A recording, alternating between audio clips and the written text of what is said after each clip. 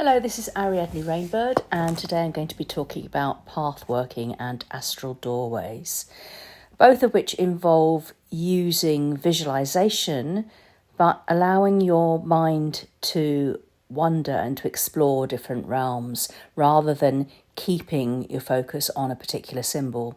It is good to practice visualization and focusing on a symbol and keeping that symbol in mind before doing pathworking, and particularly before doing astral doorways, as when you're using a symbol as an astral doorway, it's important to be able to hold that symbol in your mind first. Pathworking is also known as guided imagery and is a technique of guided meditation, with the amount of guidance being variable depending on the specific pathworking. Pathworking opens the doors of the mind to give us access to the inner worlds which lie within. It also lays down the basics of symbology, allowing us to explore symbols, essential for the study of the mysteries. Pathworking is used for exploration of the self, sub-personalities, symbols, your relationship with nature, divinities, gods and goddesses, the higher self, other life forms, etc. One of the most useful aspects of pathworking is the free rein it gives to the creative imagination and the powers of visualization. It is important to remember that you're not hampered by mundane constraints in pathworking, but can interact with myths, deities, mythic beings and other realms in order to gain insights or to heal the mind, soul or body. Pathworking is a great technique for exploring myths, folk tales and even fairy tales to explore their hidden meaning. And it is worth spending time reading different versions of the myth and immersing yourself in the symbols of myth. When doing a pathworking on your own, you can initially take the part of an observer, visualising the mythic landscape and the characters within the myth. Then repeat the pathworking and interact with the characters. The pathworking may then be repeated again, where you take the role of one of the characters of the myth, such as a hero or heroine, such that you then explore the heroic journey and gain insights into the symbolic meaning of the trial and quests within the myth. Working with different myths from different cultures also allows you to interact with the deities and spirits of those cultures and to discover which ones you connect with and have the greatest resonance with, and which you can work with most beneficially to access the energies of your unconscious. Pathworking is an ancient method of healing and exploration. It is possible that the priests of Asclepius used both dreams and pathworkings as a means of healing in the temples of Asclepius in ancient Greece, when supplicants to the temple were told to go and sleep and have healing dreams. The priests of Anubis may also have used pathworking to guide the souls of the dying, and many cultures have their own books of the dead, which are basically pathworkings to be read to the dying to help them into the next life. The earliest biblical prophets were also inspired by waking dreams, and the oldest cave art could also be considered to be a form of pathworking and creative visualization. In modern times, pathworking is used in various types of psychotherapy, such as hypnotherapy and transpersonal psychotherapy. A pathworking is basically a journey between the normal consciousness, waking, rational side of the mental worlds, and the other side, that is, the irrational, creative, unconscious side. It is a journey through the landscapes of the mind, a doorway between the known and the unknown, the physical and the incorporeal. Pathworkings work through the creative imagination, and it is from the creative imagination that all human achievements, everything made, created and produced by mankind, comes. Pathworkings, therefore, can and do produce actual physical effects in the real world. Pathworkings can be between 5 minutes and 30 minutes long. It's very difficult to maintain concentration for longer than 30 minutes, with people often falling asleep, as pathworkings tend to be carried out in a very relaxed state. As pathworkings are guided, they require a guide to talk one through the journey. In a group ritual setting, one person can lead the group on a pathworking. If working alone, there are pre-recorded pathworkings available to purchase and YouTube videos, but they're very variable in quality. You may wish to make recordings yourself of guided journeys and relax and listen to your own voice, or to get together with a friend and read the pathworkings to each other. If making a recording, then music and sound effects can also be added. Drumming can be particularly effective for such things as inner guide and power animal pathworkings. Types of pathworking.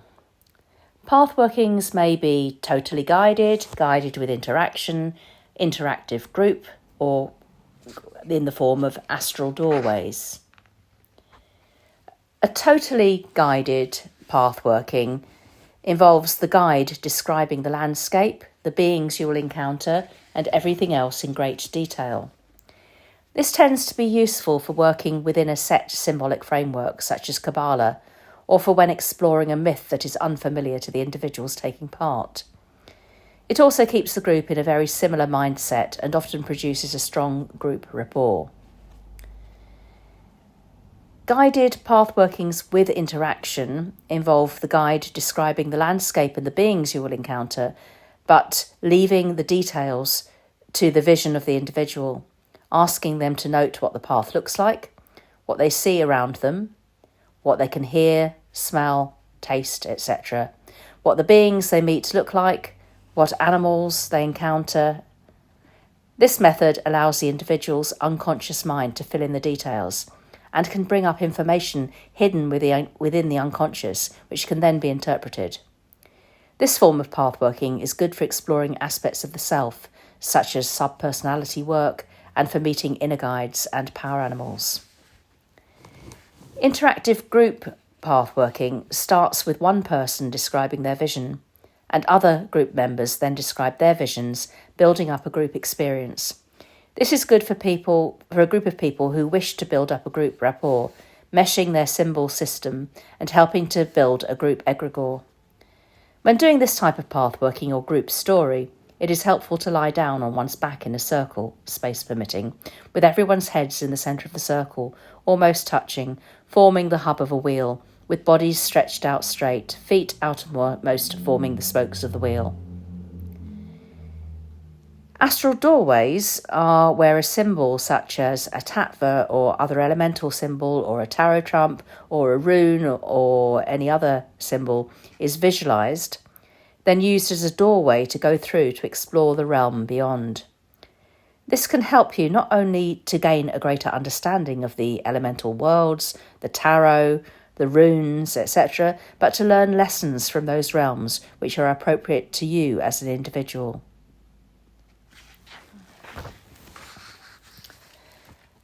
Beginning a pathworking. Before you start a pathworking, you need to get yourself into the correct frame of mind in order to change from your ordinary, mundane state of consciousness to a more relaxed and astral state. You may wish to light a candle and burn incense to set the atmosphere, and to carry out relaxation exercises.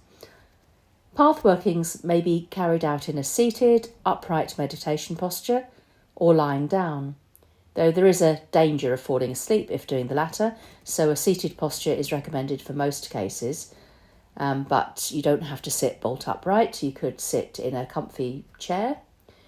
The exception being if you're ill and doing a healing pathwork, such as a journey to the Temple of Asclepius.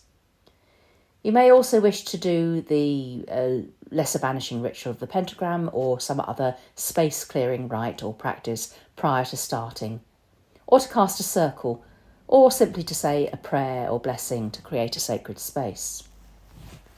Adopt a comfortable posture, close your eyes and relax. Focus on your breathing and clear your mind. Visualise the room or outdoor space or wherever you are in your mind's eye. And when you can see it clearly, see the room or space that you're in slowly start to fill with a white mist, which thickens and obscures everything until you're floating in a sea of white mist. Then see the white mist slowly disperse and clear to reveal the landscape of the beginning of the pathworking you're about to go on. Often this means imagining yourself waking up in a meadow or other neutral landscape and looking for a path which you follow to the required destination, meeting helpful beings on the way. At the end of the pathworking, you then follow the path back to the meadow, see the mist returning and obscuring the landscape you're in, and then dispersing, leaving you in the room or outdoor space you're physically in. Retracing your steps at the end of a pathworking helps maintain clarity between the experiences of the pathworking and ordinary consciousness, giving a clear demarcation line for ending the pathworking. It is not recommended to practice pathworking every day, but to perhaps include pathworkings in your daily practice between once and 3 times a week. Because pathworkings work with the creative imagination and fantasy, excessive pathworking can lead to escapist tendencies and the loss of the ability to distinguish fantasy from reality. It is important to be grounded in the real world and to use pathworking for your own development, but to be able to interpret and integrate the experiences and messages gained from pathworking into your life. And some space is needed to do that between doing pathworkings. We need to always be aware of the dangers of overindulgence and self-glamour, and to also ensure that whatever happens within a pathworking, that we fully return, make a note of our experiences, interpret them, and face full reality and ground ourselves. The inner guide pathworking is one which is a good place to start. I have given a recorded version of the inner guide pathworking on my other channel, the channel under the name of Karin Rainbird. I have a playlist on this channel of my spiritual videos from my other channel, so you can find a recording of the inner guide pathworking on there. This pathworking is to meet your inner guide, to open your channels of access to your unconscious through the guide. And this pathworking can be done whenever you wish to try and increase your awareness of a situation and gain insight.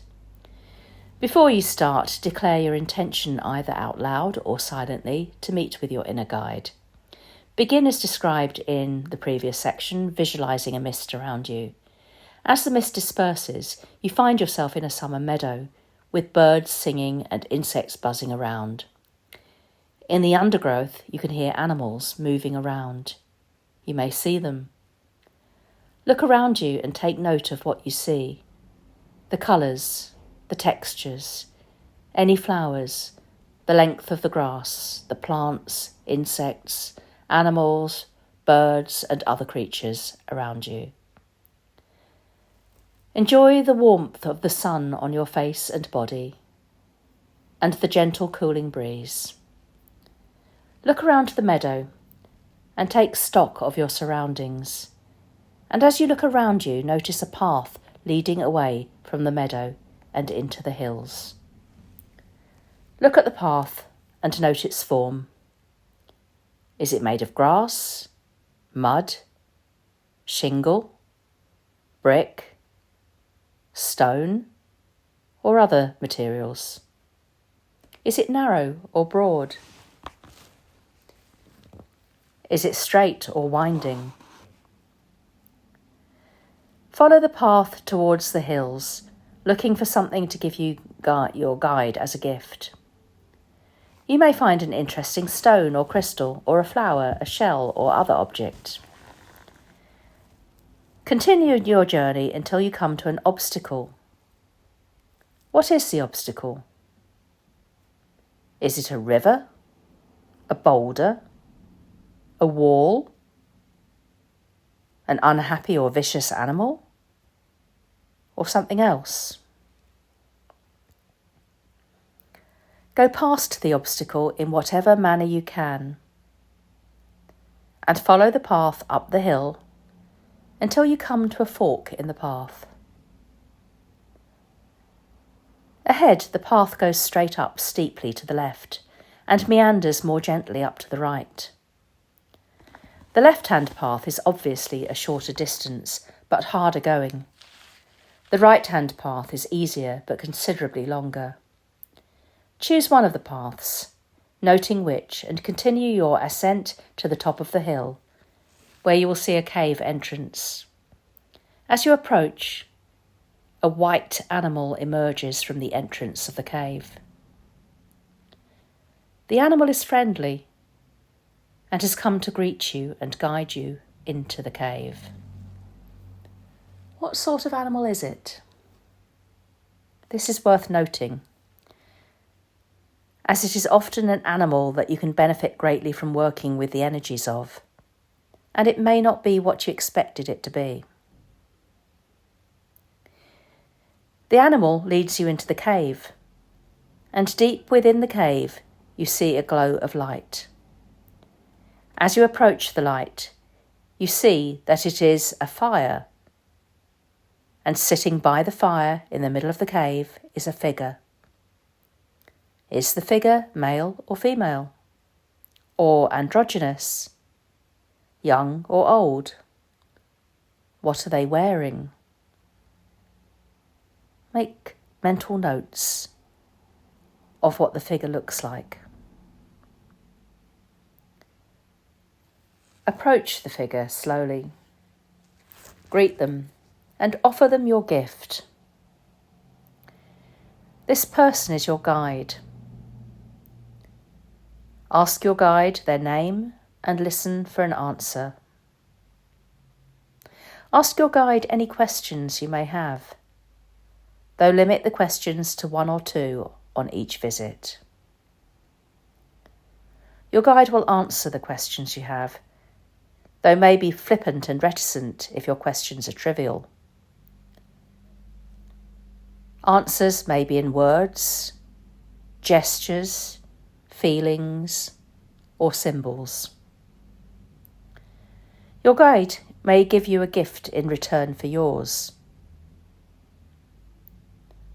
Take time to get to know your guide and to befriend them, and to be aware how you can help each other.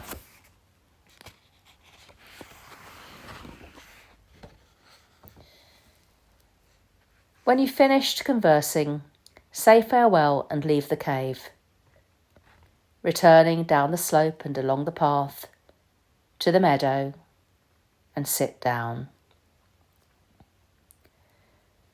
When you're settled in the meadow, see the mist appear once more, signalling the end of the pathworking.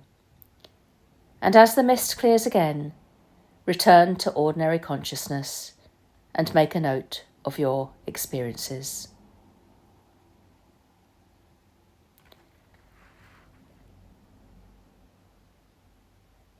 You can find various pathworkings on my video list from my other channel, but also I have some guided meditations on this channel. So all of my sacred tree calendar and sacred tree poems and guided visualizations include a visualization journey.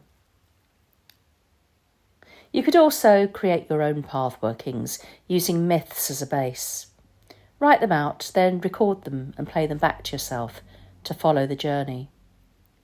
Remember to allow yourself to have choices within the pathworking, not making them too prescriptive, but allowing the mind to generate images and ideas.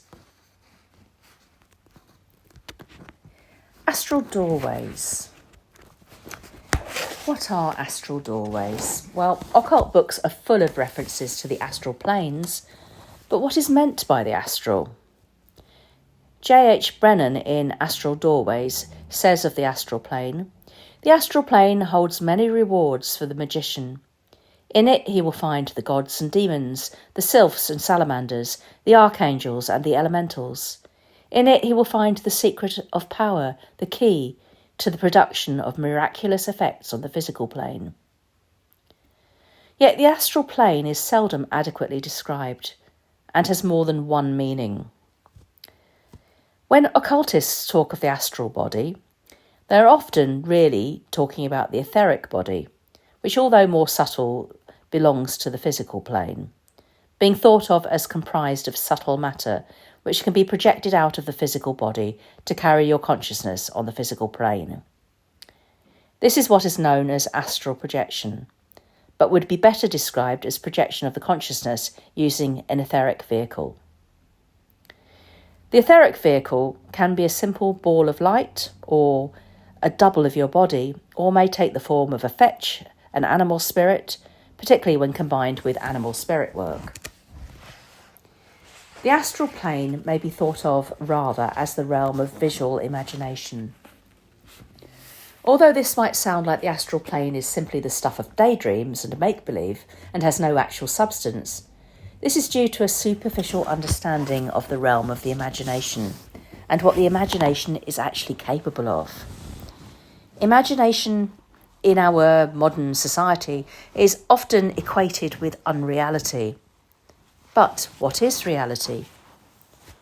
The essential I that experiences everything, the self, experiences the physical world around us with our physical body being part of the physical world, which is closest to us and connected to the self.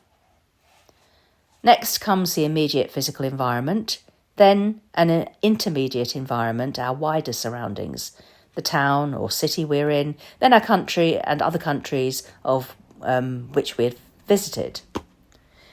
Beyond that, the wider world and other countries and areas which we have not experienced firsthand but may be familiar with through books and media. And then beyond that, the universe. Now, turning to the mental world, the first part of the mental world closest to the essential I is our personality, followed by your immediate area of awareness, which is your thoughts and feelings. After this comes the subconscious, those thoughts and feelings which are just below consciousness, but which can be accessed with a little effort. Followed by the personal unconscious, which are deeply buried thoughts, fears, desires, feelings, etc., which are more difficult to access. And beyond this, the collective unconscious, the world of symbols and myths. We're unable to fully know the totality of the universe, nor the totality of the mind, and mind and matter interpenetrate each other. The self exists between the worlds of physical matter and the realm of the mind, and both of these realms are real. We can learn and practice techniques to extend inner awareness and to better know these realms. The astral plane can be thought of as a realm which extends from the inner self and reaches out to encompass all parts of the mind, reacting to the psychic forces and creating pictures and symbols which speak to us in coded forms and allow us to access generally inaccessible areas of the mind. Daydreaming can be seen as a form of astral exploration, where your thoughts and wishes are brought to life with some level of conscious control. As you journey deeper into the astral, the journeys become less controlled, though we generally still exercise some control, and the symbols which appear can take on a life of their own. The self becomes more detached from the physical world, and the inner landscape becomes more real, as in the dream state. When we dream, unconscious forces are allowed to play out without the control of the conscious mind. The difference between astral journeying and dreaming, other than lucid dreaming, is that in trance work and astral journeying, we are aware of the strangeness of the visions, and we maintain some control of our journey. When we explore the astral plane, we are exploring the realm of the mind, but it is not only imagination. The inner worlds have a reality of their own, and when we work on these realms, it has a real effect, and not only produces inner changes within our own psyches, but can also produce changes in the outer world. Within the astral plane, psychic energies are given form, and can influence our behaviour in the outer world, as well as having an effect on both our physical and mental health. The same warnings apply to using astral doorways as to pathworking. Limit the length of time and frequency you do these exercises, and always make sure you're fully grounded after any exercise. There is a potential to become fascinated with the astral plane, such that your attention becomes fixed on the astral, and you can become ungrounded and lose your grip on physical reality. This is much like addiction to computer games or even social media, which also engage the realm of the imagination and fantasy, and can result in detriment to your work and home life, a decline in efficiency, not noticing physical dangers, becoming moody, etc. Because of this, your astral journeys should be limited and clearly defined. Set a beginning and an end to each one, and use a set routine, and don't do astral journeying every day. Alternate path workings and astral journeying with grounding meditations and other forms of meditation, such as meditation on the breath and mindfulness. So symbols can be used as astral doorways.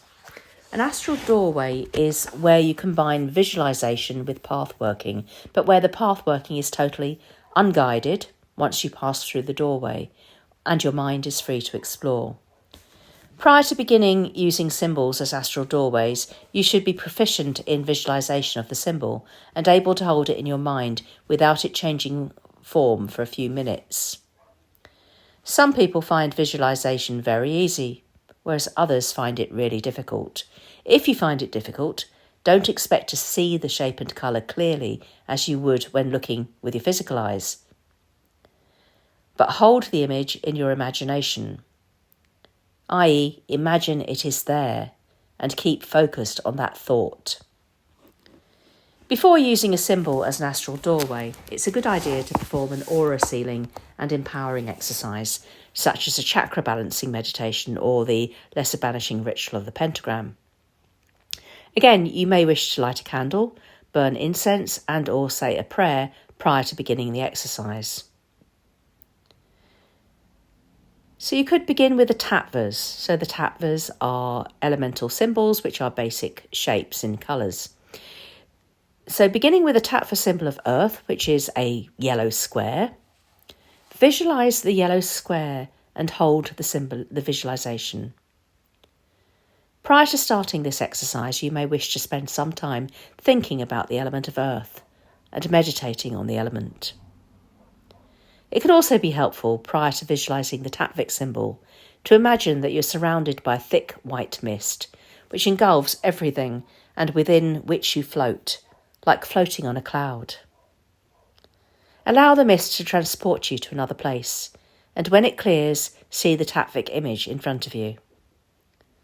Now mentally enlarge the image until it is several feet high, and visualise it as a doorway directly in front of you. If you have difficulty doing this, an alternative is to visualise yourself shrinking instead. Pause a moment to call on your guide to the elemental realm, which you are about to explore, knowing that your guide will be there to meet you once you pass through the symbol into the realm beyond. You do not have to know anything about this guide at this stage. Just ask a guide to come and have faith that one will be there to meet you. Your guide may be an elemental or animal connected to the elemental realm, or maybe a person or a spirit. Some people find that the same guide comes to meet them for each element, but perhaps takes slightly different guises. It may be your inner guide who you met in the inner guide path working.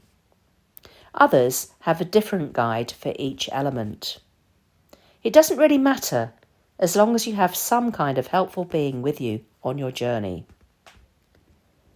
Now, considering the symbol as a door, imagine yourself passing through it. As you pass through, you find yourself in the elemental realm, but keep the image of the tattva behind you. This is important, as the doorway will also be your exit from the astral realm. When you pass through the doorway, Your guide should be there to meet you. If they're not there immediately, mentally call again for a guide to come and meet you, and do not move on to explore the landscape until the guide comes to greet you and to show you around. Take note of what your guide looks like. Thank them for coming and get to know them. They may or may not tell you their name. Your guide will keep you safe on your journeying and show you around the realm. And they may be able to answer questions that you have about things that you encounter on your journey.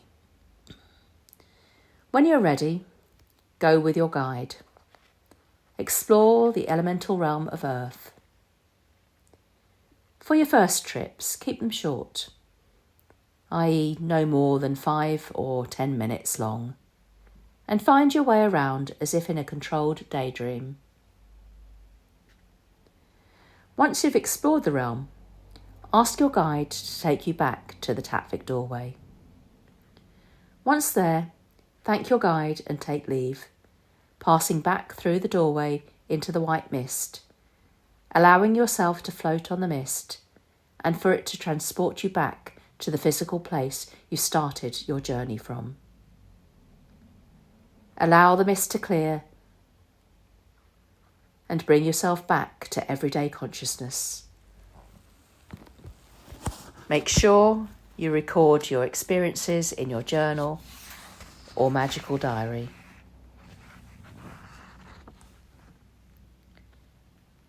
This process can be repeated with the other Tattva symbols, which are a blue circle for water, a red triangle, a equilateral triangle with the point up for fire, a crescent moon, a silver crescent moon with its horns pointing upwards for air, and a black oval for spirit. But it is recommended that you work on only one tattva or one element in a week.